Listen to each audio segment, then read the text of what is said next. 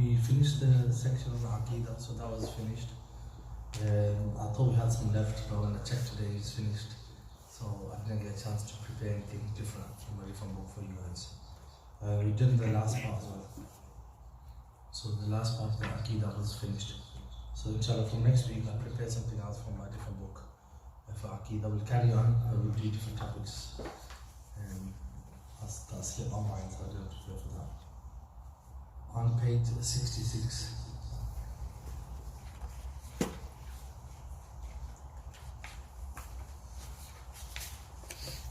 So inshallah, we're finishing off on, we almost did finish off the chapter of Taharat, and the last part was left about istinja, and we made a start on this. So the first part, just briefly summing up what we've done so far, is that after going to the toilet, it's our duty. This is the first lesson I came to talk about toilets. So after going to the toilet, then there's a different amount of filth that comes out of your body that requires you either, you can only use tissue or you have to use tissue and water.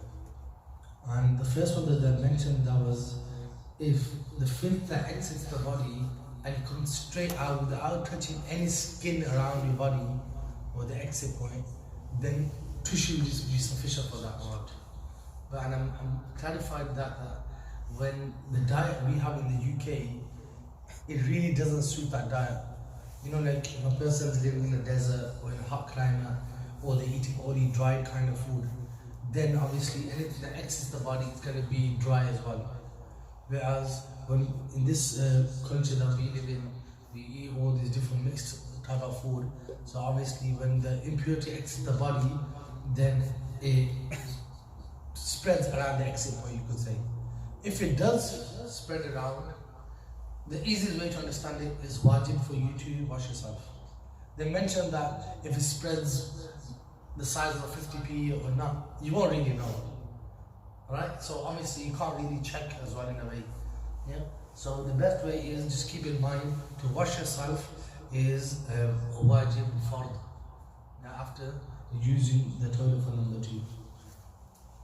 That's in most cases, and obviously in rare scenarios, tissue would be sufficient. That's if there's not much anything that came out. So that's the first thing that I mentioned. That's what we left off from last lesson. So the last line of page 66, that's where we're starting from. Is that it is just like to clean yourself and do istinja with bone, dry dung, food, or anything that is valued like silk or cotton. And it is also just like to use one's right hand to clean oneself. So this dislike they mentioned here is makruh. But makruh is of two types. The minor makruh and the major makruh. Makruh tanzihi and makruh tahrimi, which is the major one. Here using the right hand, if you look at this, those if you don't know Arabic, if you look, just listening to the sound, makruh tahrimi, it has ha or mim in it. The makruh which is closer to haram. And makruh tanzihi is the one with the za, you can hear the sound in it, za, right? So remind yourself, if you read makruh tanzihi, it refers to, you know, what people say, oh, it's only makruh. That's makruh tanzihi, the minor makruh. But things like, you know, when people are trying to apply this in the makruh tahrimi, like smoking for example, that's the one close to haram and it's not allowed. People say it's only makruh, it's only makruh. When ulama or fiqh books especially, when they use the word makruh on its own, it refers to the higher one. And if it's the lower one, it'll say the makruh tanzihi. So general, that's one of the general styles that the ulama use in the books. If it just says makruh, it refers to the higher makruh. And if it's the lower one, they'll clarify that. So here using something like silk, food, the right hand is makruh tahrimi. So you're not allowed to use these without obviously a valid reason. So that's straightforward. And obviously we just think about it. Other books they write using things like glass, using stone, like rough stones. Obviously why? Because you can harm yourself, you can hurt yourself. And other things like bones, dried dung, food obviously is disrespectful to food. Cotton, silk, why people might use those things and now you've made it filthy. So it's something that's used and beneficial for people. And then the right hand, obviously, as you know, khilaf sunnah, is against the sunnah to use your right hand. It says one should enter the lavatory with the left foot and seek refuge in Allah subhanahu wa ta'ala beforehand. While relieving oneself, so when you go to the bathroom, you enter with your left foot and exit with your right, opposite to the masjid. So the masjid you enter with the right, leave with your left, and in the toilet you enter with your left and leave with your right foot. And you seek refuge from Allah subhanahu wa ta'ala before entering the bathroom. One should not sit, this is a common thing that we need to keep in mind as well, it happens a lot. One should not sit facing the Qibla or have the back towards the Qibla. So especially, if you're renovating your house, doing your house up, this is something to keep in mind, that when you are fixing your house, then and you're going to do the bathroom up, for example, put the toilet in a direction that is opposite to the Qibla. So your back or your front doesn't face the Qibla, right? So when you're sitting on the toilet, the Qibla should be either to your right or to your left. That's how you should organize our bathrooms at home. If your toilet is facing the Qibla and it's already there now, then if you can, you sit facing a bit to the direction. It might be a bit weird, but obviously it's only you in the bathroom anyway, so it's okay. Right? So for example, if the Qibla was directly in front of you, if you can manage sitting sideways on your toilet, then give it a try. And if it's just say for example Qibla is there, just sit a bit this way. Right? So it doesn't mean that you're gonna be fully sideways, but as long as Allah subhanahu wa ta'ala knows your intentions, what's the most what's possible for you. Obviously every toilet is designed different. Sometimes you might have a wall next to you on one side, so obviously it might not even be possible to sit in a certain direction, right? So just keep that in mind. So when using the toilet, your face or your back should not be facing towards the Qibla. And say likewise, one should not face the sun or the moon. In regards to your back and your face not facing the Qibla, this is even if you're inside a building. It doesn't mean that it's going to be something public on the street, you're doing in an open place. Even if you're inside a building, that rule still counts.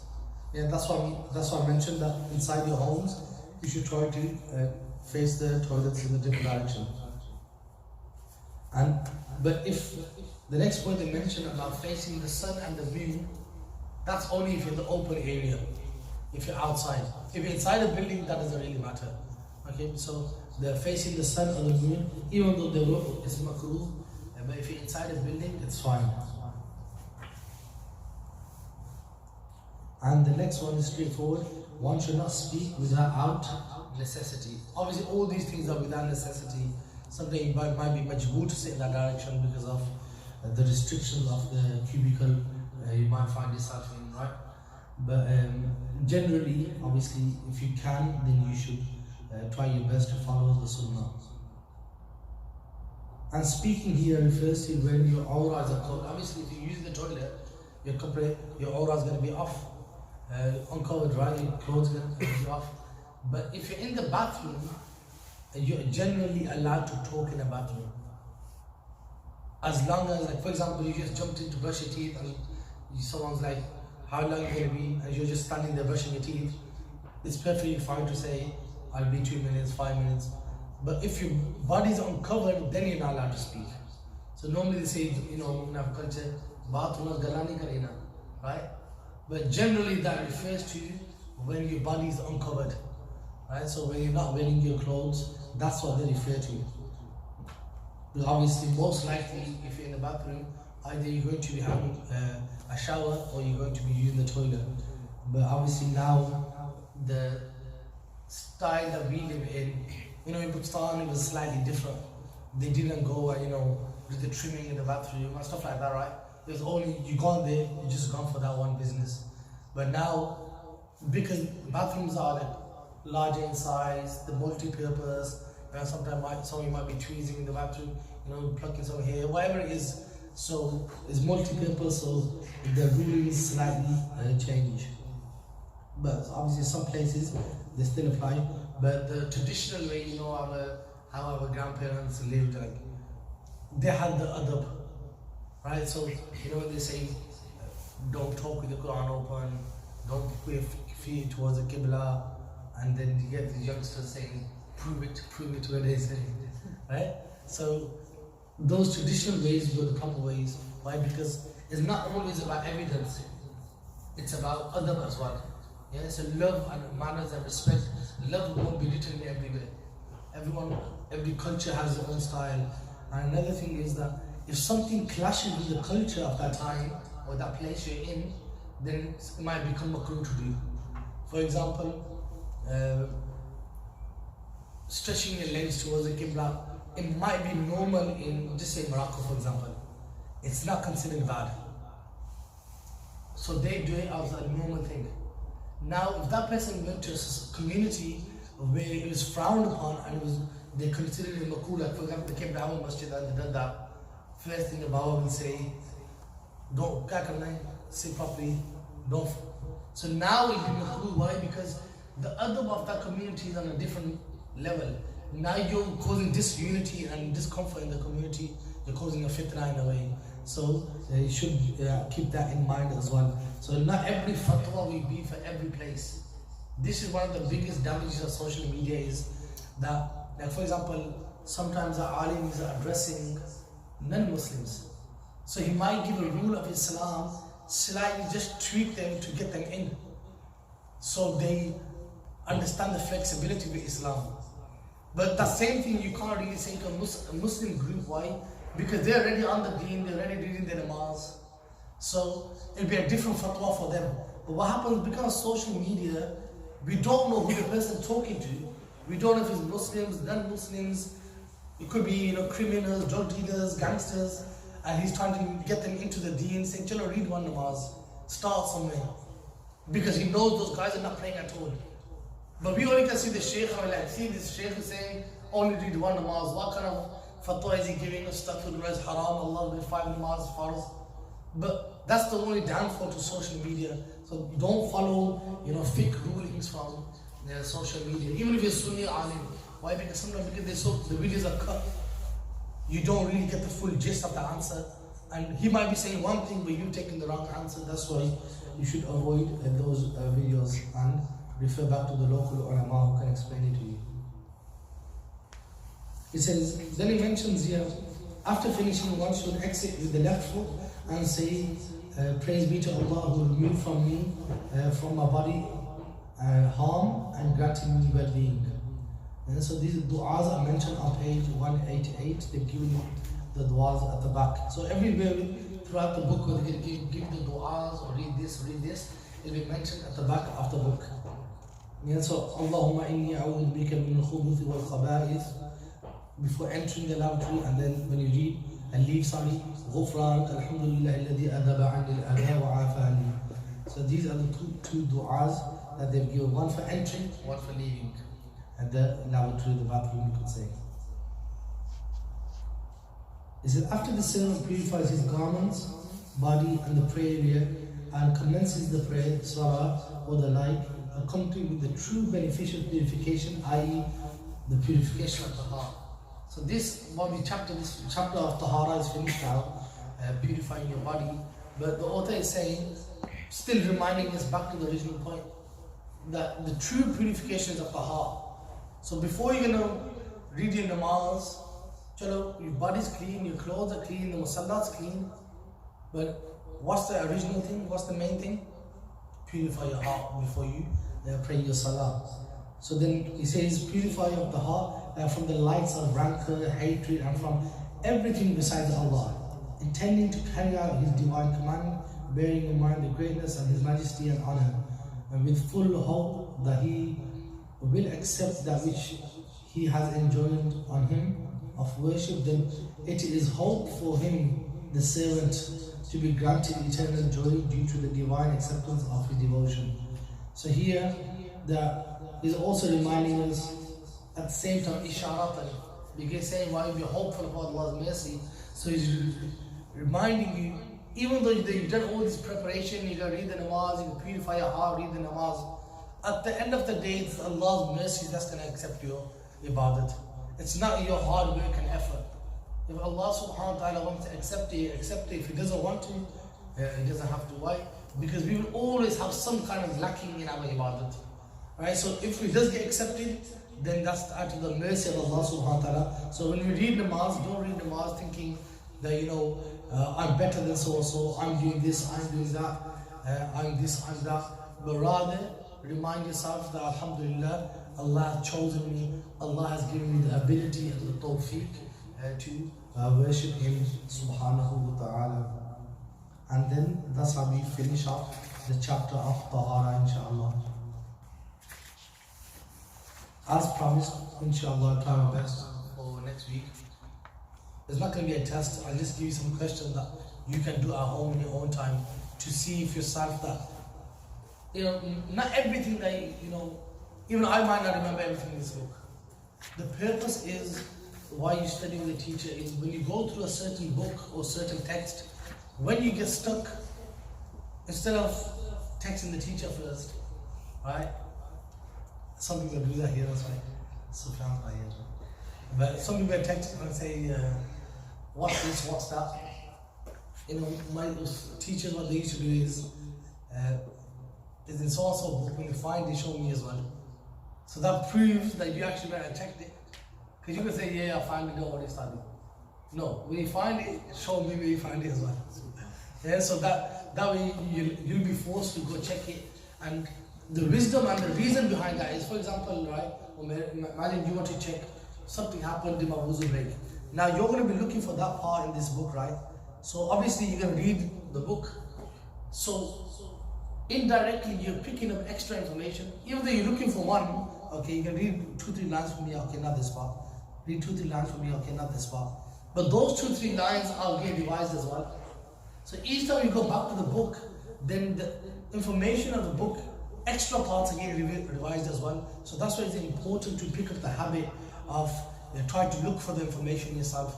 When you keep doing that, then you're building up your knowledge indirectly as well for other things. Sometimes, for example, when I've been preparing for a Jummah speech or something like that, and for weeks I've been looking for something, and then now I'm looking for something about talaq, right? And then Jummah is about something else, about friendship. I'm looking at the topic of friendship, checking, while I'm looking for it, and it just pops up in the index page, or this topic, then I mark it, okay, I need to now know where it is, I can find it, but that's that. But what happens when you write on our phone, Google it, YouTube it, it takes you straight to the point basically, and then it gives you so many long-winded information, and then it gets you more confused than you started with. So the best thing is just check in your book, pick up the habit. So I'll give you a few questions, at least you know that, okay, how to navigate your book, how to find the information, inshallah.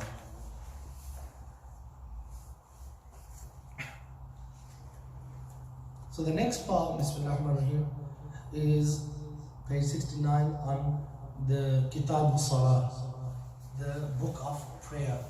So which is on, we stick on the same book, inshallah. Yeah, so we'll do a bit more into this one. So first it starts with the times of the prescribed prayer are 5. Inshallah, next week I'll show you on the board. I know Sufyan wanted to do this as well, so I don't want him to miss out. But there's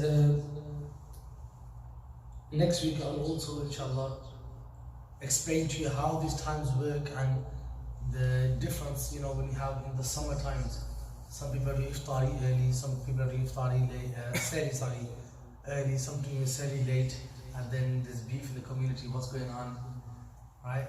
We got one namazi said, can you do it at 3 o'clock because my wife doesn't wake up until yeah? So we have those issues as well. So inshallah, I'll draw that onto the board for you guys to have a better understanding of why the differences are.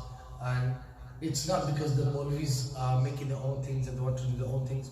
It's because of the Sharia, the way Allah subhanahu wa ta'ala has designed the earth in the first place. And inshallah we'll get into that detail as well next week. But this week we'll just give you a brief run through, inshallah. So Bismillah ar-Rahman ar-Rahim. The first thing we start with is the namaz start times, or the namaz prayer times. And these calendars that we have, they are built up, or they're designed or made according to these formulas that are going to be mentioned here.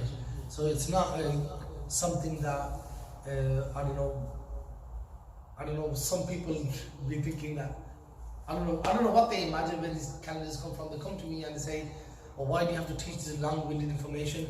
Just follow a calendar." Someone must make the calendar, right? They must get the numbers from somewhere. I don't know what they be thinking where they come from, but here it is, inshallah. This is where the information comes from. So Bismillah ar-Rahman ar-Rahim said the times of the prescribed prayer are five. So the first prayer being Suffa-tul-islam. So the time for Fajr is Subh. It's from the entrance of true dawn until right before sunrise. So then he mentions here in footnote 181, true dawn refers to the horizontal white line that spreads across the horizon, as opposed to the false dawn. So in the morning, in the night, for example, like now it's Suffa-tul-islam time, it's pitch dark in the sky. Imagine this is the horizon. When the sun, obviously, we say it's below the horizon, but obviously it's on the other side. So imagine that's the horizon.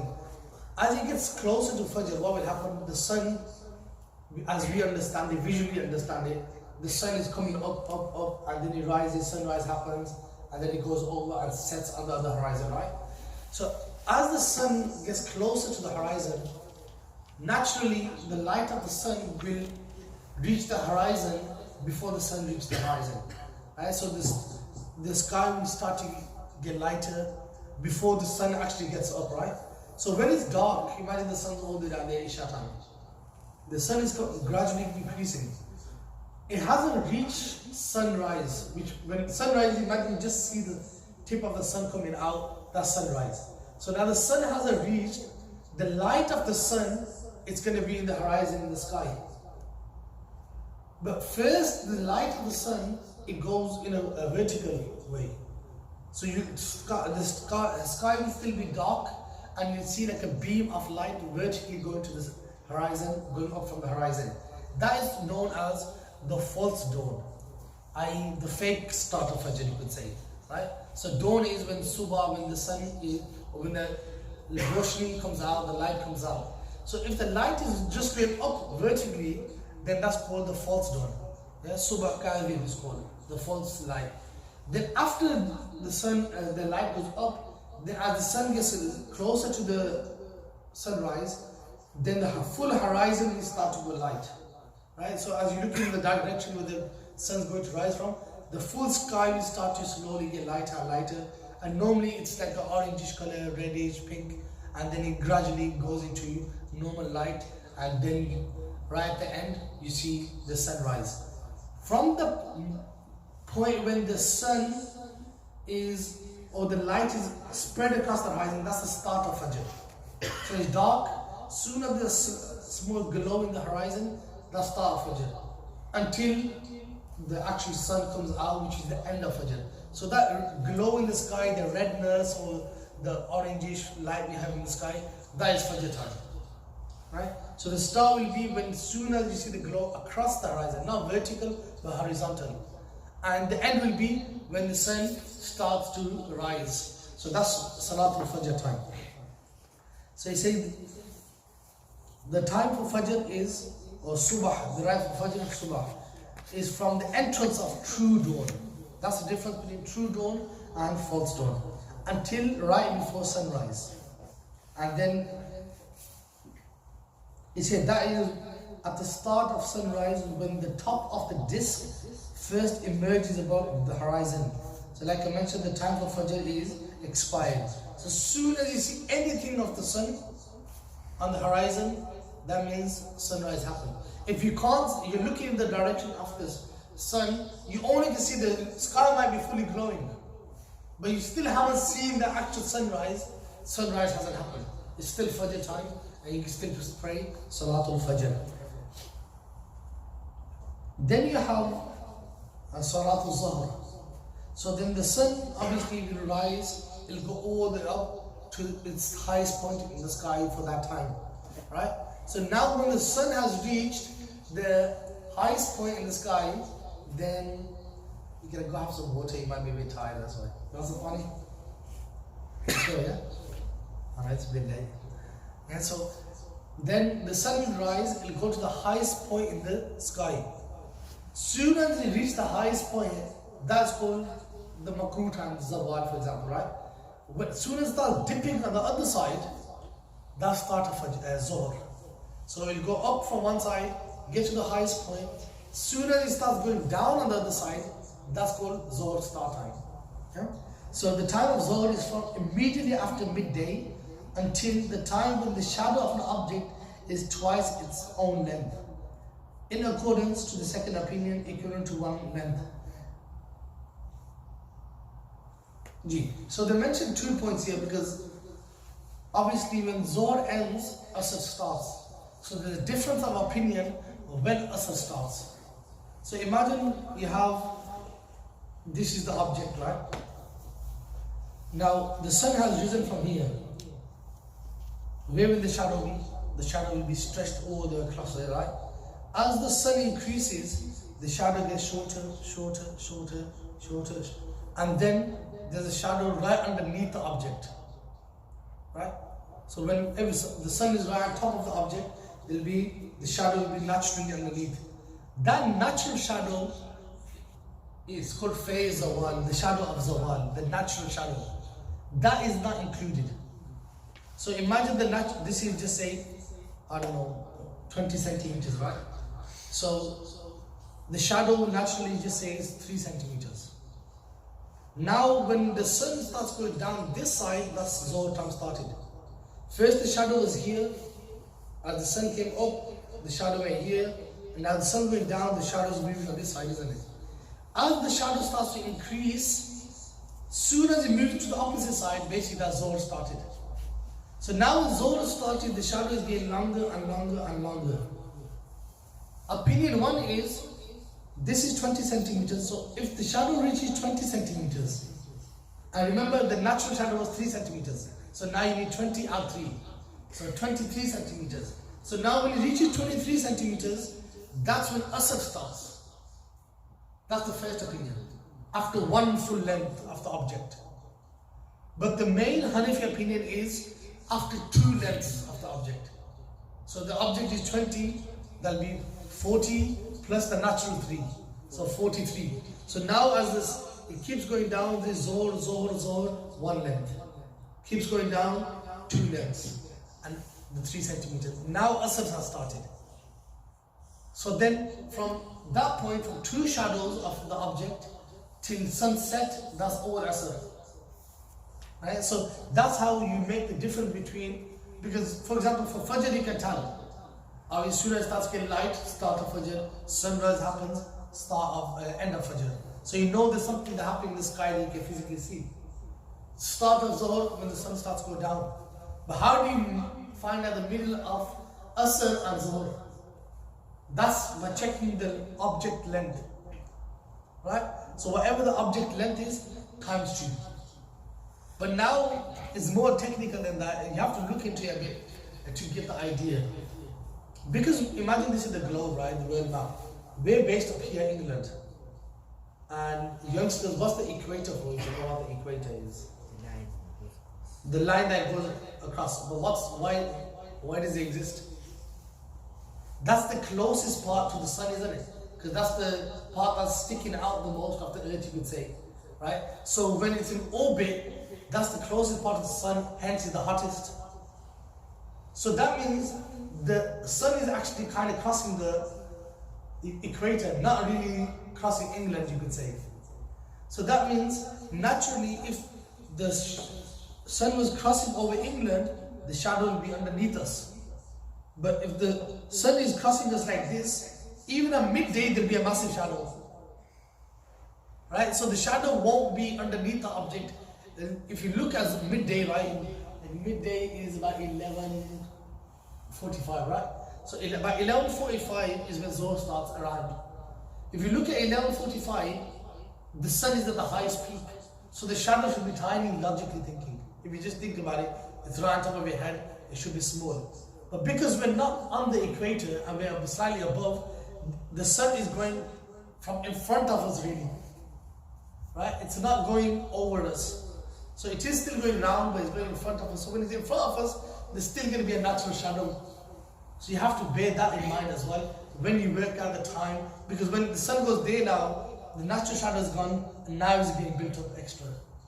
Right? So you have to look into this. There's a few, I tried to find them, inshallah. I remember a few years back, I watched a few scientific videos on this. You know, it's good, this knowledge is important to look at. That's why in previous times they used to have like Victorian times, they never used to have clocks or digital clocks or something like that. They used to have like a concrete thing, they used to be fixed in one part of the garden. And there used to be the highest part, it's sundial used to be called. Yeah, it's got, there's got one in the Topkapi Palace. That's right, they have a sundial, and by the sundial they'll be able to show what times namaz is going to be. And that's how they used to do it. Because Professor sometimes they never used to have clocks. Yeah, so what they had is like, and there's one I know in Topkapi Palace, that's where I've actually seen it, as far as I remember. It's like they have like a concrete pillar, right? At the top, they've got like just say a pen sticking out. But now, obviously, because it's fixed in one place all year round, they can actually mark out the length of the shadow every single day. So when they mark them, so it becomes a path. So now then they follow those lines of the shadow. By the end of the year, they've got a kind of, you could say like a map of the shadow all year round. Yeah, so that's what they used. Then every year they know if it's here, that means 2 o'clock. Obviously they were noting it down, what each line meant, what each length, what day it was, what month it was. And then hence, at the end of when 1 full year is complete, they've got the dial for the full year basically. Right? So I've seen one of those. And obviously they didn't have clocks, but that was, Allah subhanahu wa ta'ala has given us a natural way by looking at the sky and the shadows and all that, to work out what day it is, what time it is, and so on. But that's what Allah subhanahu wa ta'ala reminds in the Quran al-Kareem, that do tadabbur, tafakkur, ponder about Allah's creation. Right? Just looking into all these things, you know, there's some ulama, they can tell exactly where they are. You know, even if you look at astronomers, for example, right? Or even I know pilots also do this, they learn about this, is that you know the North Star, you know the star, but just by looking at the stars, you can tell where you are, where's north, where's south, where's west. We just see them in the sky looking nice, right? Hence they have in Rolls Royce, they make those lights kind of move like it's a sun, sky light or something. I don't know what they call it. Yeah, I know. I think you drive those cars, isn't it? What are they called? Starlights, right? So hence they call starlights. Yeah. So the idea of it looking beautiful. That's one aspect of the sky with the sun, the stars out there. But the other one is for guidance.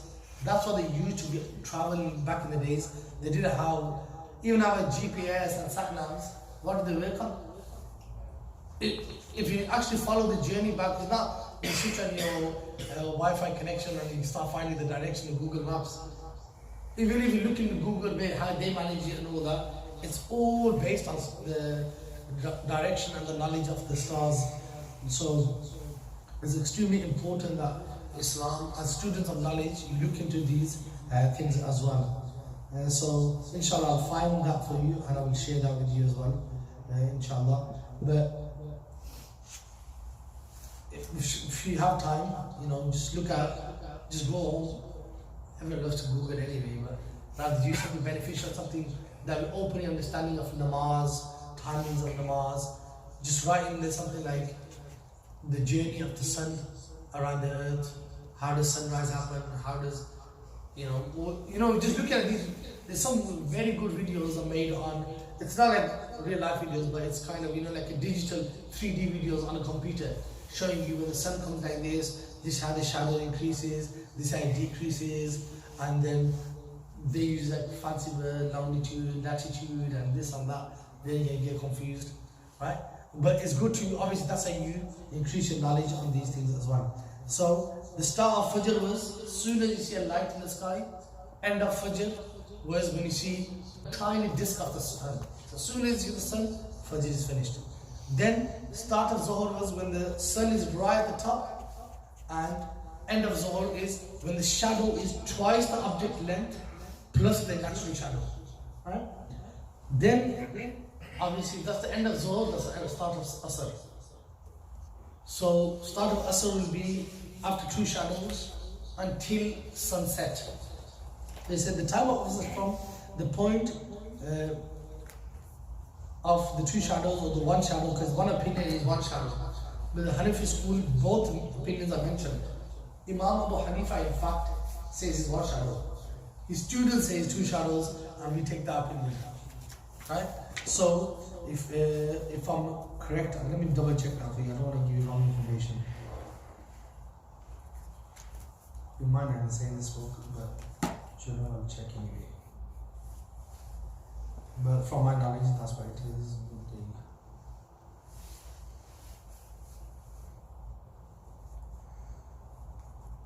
Yeah, so it says here, the time of Zuhr is from midday until the shadow is twice its length, according to the second opinion, equivalent to one length, excluding the amount of the shadow of midday. Imam Tahawi preferred the second opinion, which is that of the companions of Imam Yusuf, Imam Muhammad. Actually, we follow Imam Abu Hanifa's one. So Imam Abu Hanifa and his students both have different opinion on this. So the difference of opinion can happen within the school as well, right? So then Imam mentioned Imam Tahawi preferred the opinion of the students, and which is of one shadow. But hence you have the Shafis who read the Asr before ours, because they follow the one opinion as well. Right? So it's not that they're reading Asr early. According to them, Asr has started, and we're delaying our Asr. As I know some people like they follow different angles, like, and they follow Imam Abu Hanifa. So like if Fajr, like for instance, our Fajr will be about 3-4 o'clock, his will be about 1:30. Seriously? I know, that's mine as well. Is that yours as well, yeah? That's what our Sari happens early, was it? Yeah, but yours is about 1:30, 2 o'clock, no? Yeah, so inshallah, I'll show you, that's what I'm going to show you next week on the board. I'll show you down the board next week. But that's what I wanted to touch on, the issues of beef. No, but that's the Hanafi opinion. And you know, when you say Hanafi opinion, it doesn't necessarily have to mean it's Imam Abu Hanifa himself, his opinion.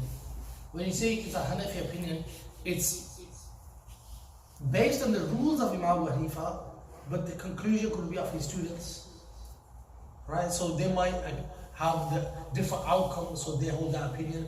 So sometimes we take Imam Abu Hanifa's opinion in most cases, and in some cases we take the opinion of his students. Yeah, so that does happen. But like, you know, the 3 o'clock one, just a brief summary, that's the opinion of his students. And the 1 o'clock one is Imam Abu Hanifa's opinion. So this mosque is the 1 o'clock one. And the other mosques in Luton, the Hanafi ones, they do the student opinion. But that's both are legit. But how many degrees is that? Ours is, we say it's 18 and 12. Okay. And they say it's 18 and 15. So we have the 18 one, and then we have the 12 one, and they only say 15. Hence, you have that's the delay of. I'll show you how the degrees work. Next week I'm going to show you on the board, inshallah. Sometimes people know that they heard the degree, 12 degrees, but that's scientific term as well. What does the degree mean? Like in what aspect? Is it temperature or is it angle? If it's the angle degree, like, you know, like 30 degrees, 40 degrees, 10, 50, but what does that mean? Angle of what? Yeah, so inshallah I'll show you that on the board as well, inshallah. That issue what Professor was talking about, if you look at the 1239-41, it says that however other factors could affect the time difference, such as location and latitude. Also with respect to modern timetables or prayer times, the 18th degree time for Fajr is more precautionary and should therefore be used, especially for fasting. So it is for Sayyidina Imam Abu Hanifa radhiyallahu anhu, what they have said. Yeah, so that's why we found the 81. But generally, that's where. But both are correct in their understanding of which one they follow, who they follow, and how they follow it. Yeah, because you know why they mentioned that? Because one angle, right, you only have one fard, which is what? Namaz, for example. But in Rosé, now you got two fards. Because if you're reading the namaz at the wrong time, you messed your Rosa as well. So hence, in Rosé, it's a hot topic. Why? Because some are saying, how can you risk people messing people's Rosa up? You should do this time. How? Because it's too far now. If you pray Fajr early, that means you messed your Rosa up. Right? If you pray Fajr late, that means you ate late. You messed your namaz up. Either way, you're going to miss one of them up, right? So that's why there's a hot topic in Rosé.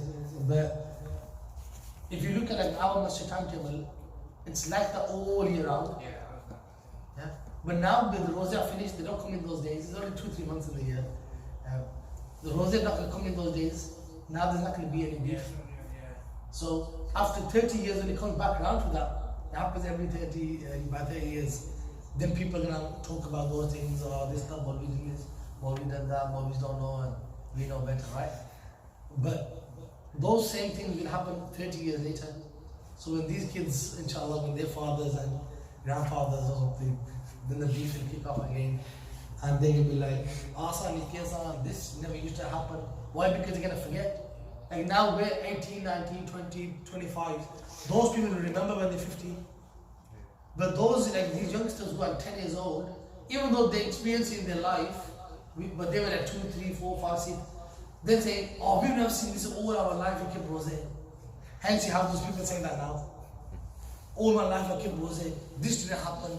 I don't know where this Mawlanas pulled this information out from. But it only happens after 30 years, that's why. So inshallah, next lesson I'll draw down the board for you as well. But this is a very interesting topic.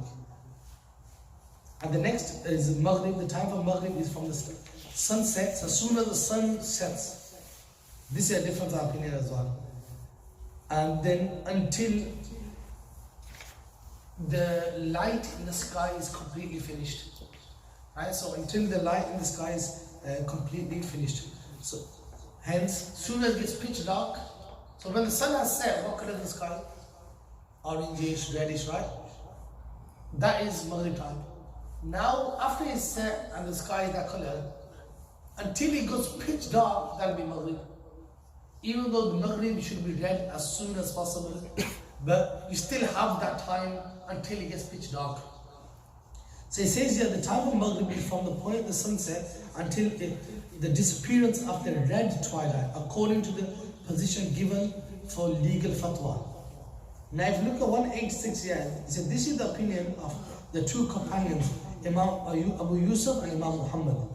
And as stated in many classical Hanafi works, including this text, the position of legal fatwa for the Hanafi school. The opinion of Imam Abu Hanifa, however, is that the end of Maghrib and the beginning of Isha occurs later, namely when the disappearance of the white twilight after sunset. And this opinion is only reliable position in the school as it is given precedence in Al-Ikhtiyar. That's a fiqh book as well. And Fathul-Qadir also, Kanz-ul-Tabyin also, Kanz, Tabyin, the different books, right? And other works. So, now like I mentioned, Imam Hanifa and his students have different opinion about the Ascent thing. They also have a different opinion about the end of Maghrib. This mosque, if you notice, and this is always a hard topic every year, unfortunately, that the Isha is later in this mosque by about half an hour than other mosques. Because and people don't study fiqh and then they just make their own fatwa up, right, sitting in the front rooms. But generally what happens is, like the author mentioned, there's two opinions. When the sun has set, what happens to the sky? It goes reddish, right? The students of Imam Hanifa, Imam Yusuf and Imam Muhammad, they say, when the redness finishes, then that is the start of Isha. Imam Hanifa said, no. After the redness, there's going to be a whiteness. like a white glow in the sky. After that finishes, then the blackness, so it's red, white, then black, right? So the students say after the redness, Isha kick. They say.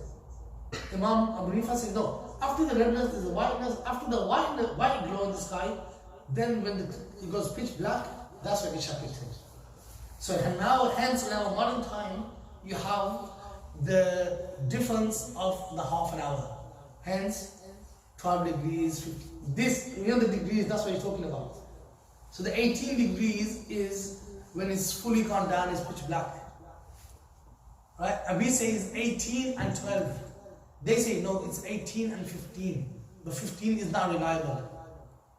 Right? So that's even the 15 here, we say 18 is the white and 12 is the red. Right? Even this author, they haven't written it here, but the other places they say 12 doesn't exist. It's only 18 and 15. 18 is the white and the 15 is the red. We say no, 18 is the white, 12 is the red. Right? So that's why there's a difference of opinion there as well. In these as well. So hence, inshallah, that's what I'm going to show you in more detail on the board next time. So hence, you have the difference of opinion of when Isha started. Now, the same ruling that happened with the start of Isha will be the same thing for the end of, because it's symmetrical. The light of the sky is symmetrical. So what happens when the sun sets is red, isn't it? Then it goes white, right? Red, white, then black. When it's rising of Fajr, the same thing happens in reverse order. White, then red, and then the sun comes out, isn't it? Right? So if you do the 18 on this side, you do it on this side as well. So hence, our masjid is Isha starts late and Fajr starts earlier.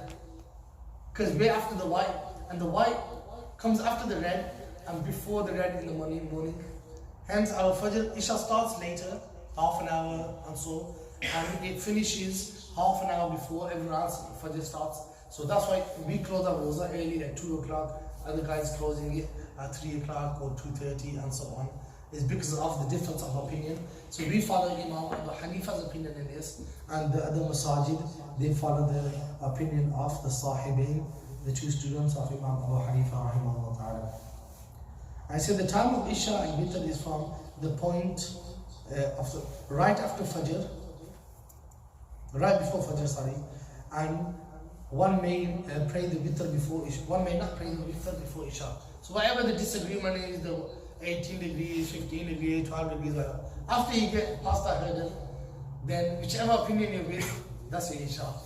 And then whatever opinion you're with for Fajr, then that's when your Isha finishes. So if you know the start of Fajr, then you know the end of Isha. That's what he's saying. But then you have to pray your Witr after your Fard Salah of Isha.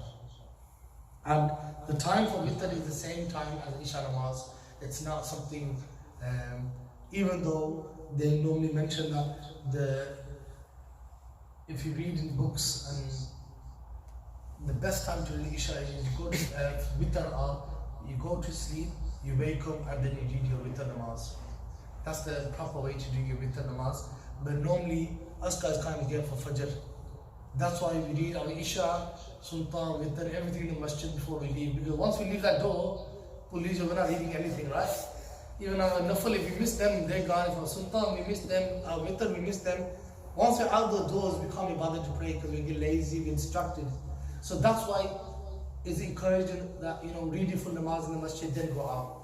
Why? Because of the time, the mahal we live in, it's hard for people to actually, from all the namazis, there might be a handful out of like 50, like 10 probably go home and pray namaz extra after doing the fard in the masjid. And most people won't do it. So if you left your witr in the masjid, then someday they're gone to the next night, right? So it's best, that's what the ulama say, you read your witr, get it finished off in masjid and then go home. But the proper sunnah way is to wake up later and then read the tahajjud namaz, and then after you tahajjud namaz, read your witr, and then that's the proper. So is that called zawal or something? No, zawal will be the midday, makruh time. But before that, there'll be like a chash, and there's different namaz after Fajr. Those are nafil ones, inshallah. We'll cover them as well. Inshallah, we'll leave it there for this part as well. Inshallah, we'll continue from here, and I'll do some drawing next week. Inshallah, it's good to know about namaz times, because these are the topics people cause fitna about. It's a topic that causes a lot of ghibah in the community. Generally, people, say this mosque does this, and they don't have any clue how it works, and what's the science behind it, what's the reasoning behind it, what's the difference of opinion in the fiqh behind it. They just think, well, they just make this mosque follows that bead, and this mosque follows that bead. That's why it's nothing to do with the bead and stuff. It's about the fiqh and understanding of the hadith itself. There's a book of Imam Ghazali rahmatullah alayh, that he talked about the astronomy. He used to be a master astronomer. And if people actually read that, they'll actually find out how actually namaz is done. It's an encyclopedia, because he wasn't only a scientist of fiqh, of course. or of tasawwuf. He was a master of the worldly sciences as well, and they had their own calendar. In the time of the Seljuk time, where he was one of the biggest awliya of that time, and Imam Ghazali rahmatullah alayhi had his own calendar at that time. And if he was an astronomer, he wouldn't have been able to do it. Yeah, of course. So generally, like all these science is right. Like they already mentioned in the Quran, about astronomy and all that, because even maths is part of Quran. Giving inheritance, fractions are in the Quran as well. Yeah, so because people don't know, and they think Islam is just about reading wuzu and istinja and namaz paro, tasbih paro, and give zakat and this and that. Right? Islam, the Quran, knowledge of the Quran encompasses all these different. So a real alim of the Sharia, right? He'll know maths, he'll know geography, he'll know history, he'll know all these sciences that they talk, beneficial knowledge, and not these that degrees that you do in university that don't be a job even. Yeah? Business degree that the guy's never opened a business in his life before he teaches you business. Like, those kind of fuzul knowledge, right? But generally, the Quran, it covers all the beneficial and important sciences, but you just need the ilm and the eyes and the heart to have the openings for that. But obviously, the more you study, the more you realize that even all medicine, for example, is from the Quran and Sunnah. So all these scientific things, they're from the Quran and Sunnah. Algebra is from the Quran and Sunnah, from our Muslim, scholarship of the past. They call it the golden ages of Islam. Right? So all these things, but now, like, you have Ibn Sina, Ibn Ali Sina, they call him Avicenna. Have you seen that Avicenna pharmacy down the road, right? Yeah? Avicenna sounds like some Italian right? But really, Ibn Ali Sina is a Muslim scientist, right? But they change their names, so the future or the people coming afterwards, they think it's some good scientist that running all this, but really they're Muslims behind all this. So that's why we should study the Quran and Sunnah, because we abandoned it. That's why in worldly knowledge we fall behind as well. So it's important to keep on top of all these different sciences as well. Moving on, inshallah, to the next book, the etiquette of staying in the masjid. Did we do this part last lesson? Page 40. I think we started this. But we'll go through it again briefly.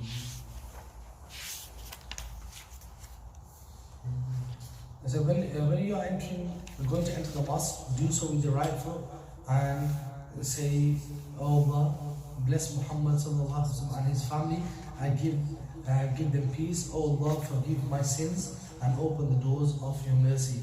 Normally we just read the second part, and we did do this last time, but normally we do the second part, Allahumma aftah li abwaab rahmatik. But reading Durood Sharif is also a part of the etiquette and adab as well. So Allahumma salli ala Muhammad wa ala ali Muhammad wa sallim. Then Allahumma aghfir li dhunubi, Allah forgive my sins, wa aftah li abwaab rahmatik, and open the doors of your mercy. And then it says, if you see someone selling things in the masjid, and this I spoke about this definitely, you say to the person, may you then you may not profit from your business. So the masjid is not a place to do a business. Today someone was handing out some leaflets or something. That's all. That's the same guy I told about last week, I think. Yeah. He didn't give today. Yeah. And this last week, I said to them, don't give leaflets at the masjid, right? And the funny thing is, when I was walking out, he gave me one today. But I just read Jummah, so I didn't want to tell him off. But I told someone else to go tell him. But hopefully it doesn't turn up 3 weeks in a row. But that's, like I mentioned, technically that's outside the mosque, that's allowed. It won't come under this. But inside, if you come inside the masjid hall here, and someone said, doing business inside, making transactions, then you say to him that, may your business not be successful. Why? Because this is not the place to do business, or may you not profit from that transaction. Why? Because this is not the place to do business. It's against the adab of the masjid. Then it says that if you see someone calling out to the people about something he has got, something that has gone missing, say, may Allah not restore to you what you have lost. Right? And this is as the Messenger of Allah sallallahu alaihi wasallam commanded. We've done this last lesson. When you have entered the mosque, do not sit until you perform the 2 rak'ahs of greeting the masjid. This is where we started, I think. Right? So it is sunnah to read 2 nafal when you enter a masjid. Now, as long as it's not makruh time. So when you, for example, you come for Zohar namaz, you might have read Char Sultan already, right? Or you got less time. First now, imagine you got 10 minutes. You come in, you read your 2 nafal first, of the 2 nafal you can say of greeting the masjid. Then you do your Char Sultan, 4 sunnahs. And then you obviously wait for Jamaat. But imagine you have less time, you only got 5 minutes, enough time only to read your 4 sunnahs. Then you make the intention, you haven't sat down yet. So before you even sit down, you should read your 2 nafal. If you sat down and then you thought, let's read those 2 nafal, you lost it basically. Yeah, you lost that special reward. You do that as soon as you walk in, and you greet the masjid by reading 2 sunnahs, 2 nafal first. But if you have less time, you make the intention when you're reading your Char Sultan, 4 sunnahs, you make the intention that I would have done those as well, the 2 of greeting the masjid, but I don't have time. But you kind of join the intentions together. I'm actually doing my 4 sunnahs, but I would have loved to do those 2 nafal as well, and then Allah inshallah will reward you for your intentions. And they said, if you have not already performed your 2 sunnah rakats of fajr in your home, perform them, and will take a place immediately. Okay, so you mentioned here that for fajr, like generally, you shouldn't do any other namaz within fajr time. So now, for example, you came to the masjid and you have a radio, like same thing I mentioned by Sultan, you just read your 2 sunnahs of fajr, both your niyat will catch both of them. The greeting of the masjid and your 2 sunnah will also be done. Okay, so it says here, performing them will take the place of greeting the masjid basically. But obviously you have to have that in your intention. If you don't even think about it, greeting the masjid, you use only 2 sunnahs, you got to work for 2 sunnahs. If you think 2 sunnahs and the 2 of greeting the masjid, now when you read 2 sunnahs, you got double reward. Right? So you fulfill both commands. Isn't it a sunnah of Prophet to read your sunnah at home? Yes, it is. So if you read your sunnah at home, and then you were to walk to the masjid, not rushing towards the masjid, walking slowly, that's the etiquette, right? Yeah. Then you're walking towards the masjid, and when you enter the masjid, what about that time? Can you read it then? No. We're not supposed to read it at that time. Generally, in Fajr, you shouldn't do any other namaz. Even Nafal ibadat is not allowed. Hence, that's why they mentioned it like this. That if you haven't read them at home, yeah, so if you haven't read them at home, you come to the masjid, and if you read them in the masjid, then join both intentions together. Okay, so generally in Fajr time, people you start seeing they start doing extra nafal namaz or qaza namaz. First thing, qaza namaz in public is not allowed, it's guna. Because not that only you missed your namaz, now you're telling people I missed it as well. Right? So that's one thing not allowed. The second thing is that if you're doing extra in the masjid, the Fajr time is makruh to do in the first place. So now you're telling people that you don't know when to do namaz as well. Yeah?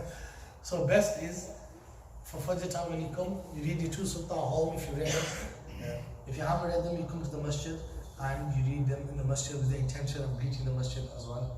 Then both things will be done. But inshallah, the fiqh part will give you which things are makruh, which namaz, which times is makruh. That's next lesson, inshallah. So, upon completing the 2 rakats, make the intention for a spiritual retreat. And this is something important that Imam Ghazali mentions here, that whenever you come to a masjid, make the intention of i'tikaf. That's what he says. Spiritual retreat is i'tikaf.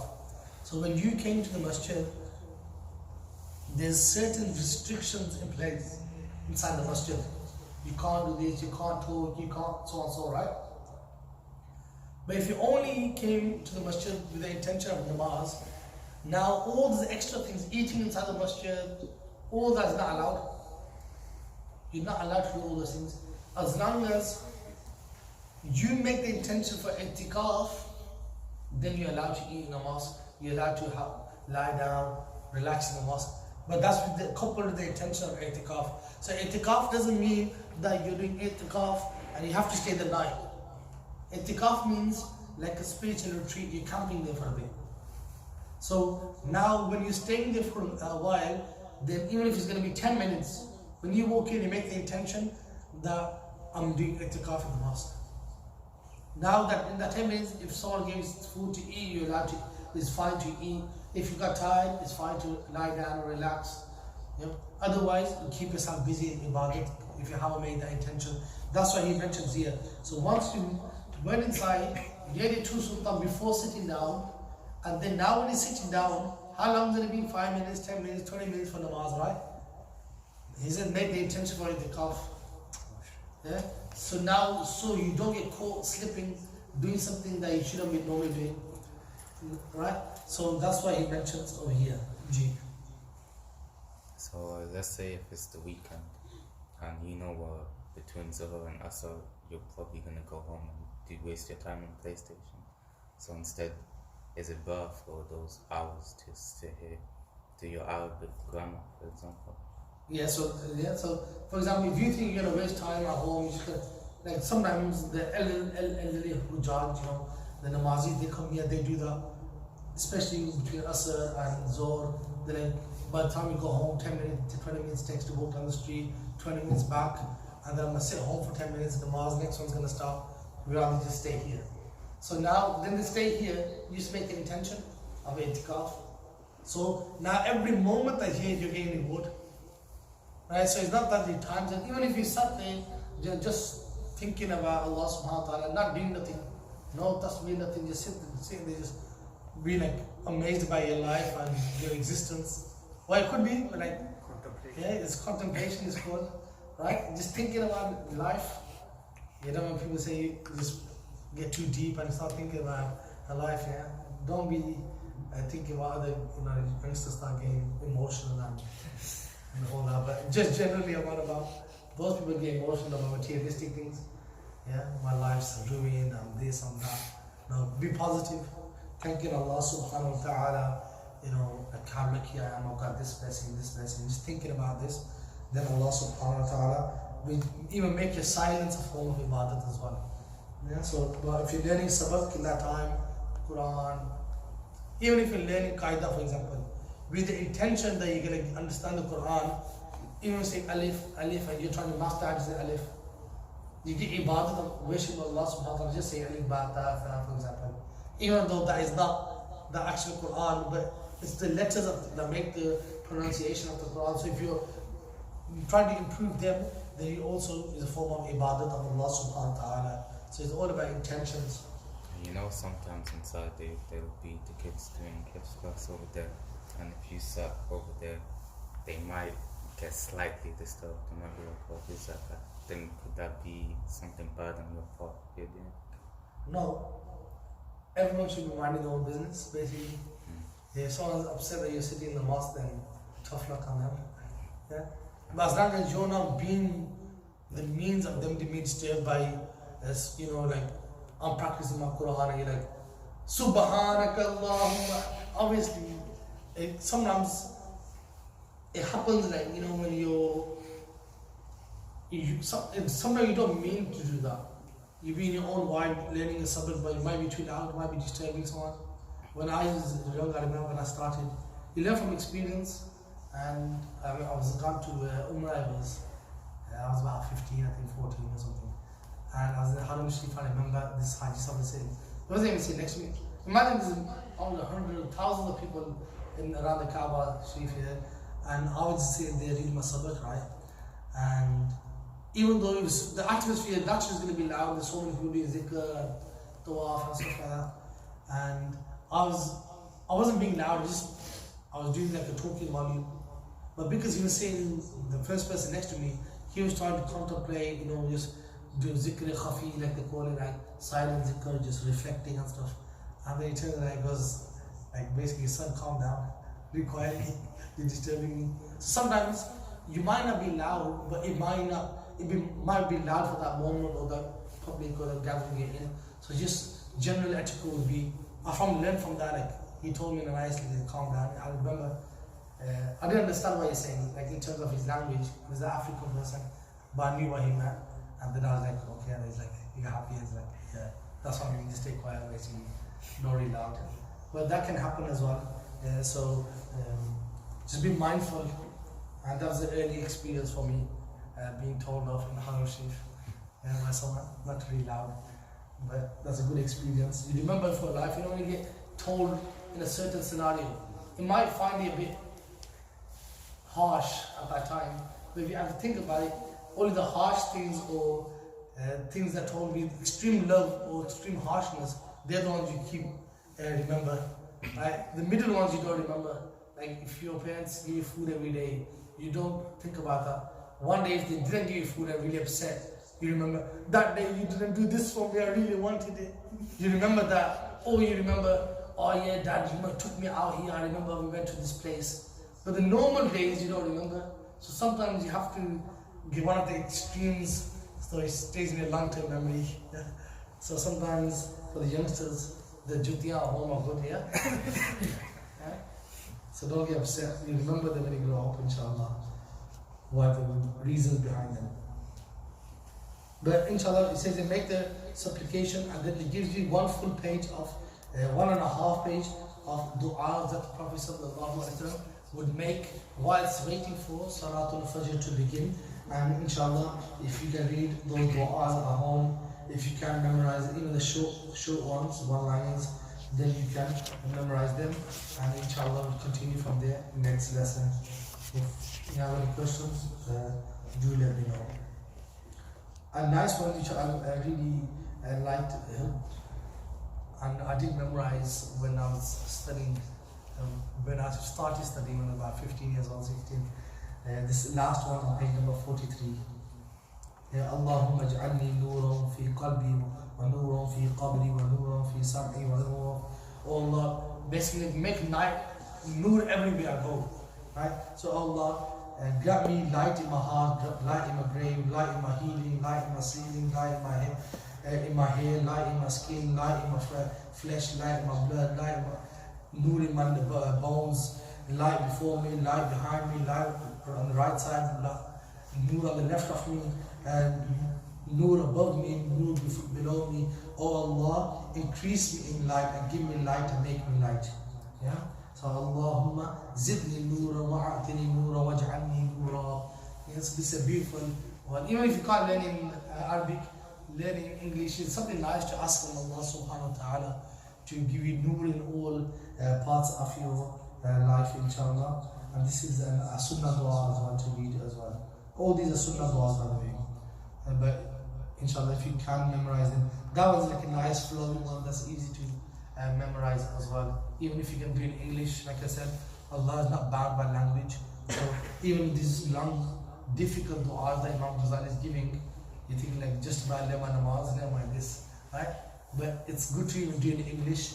And so Allah subhanahu wa ta'ala will still benefit you and reward you inshallah for your intentions. So inshallah we'll start from after the next lesson inshallah. Any questions?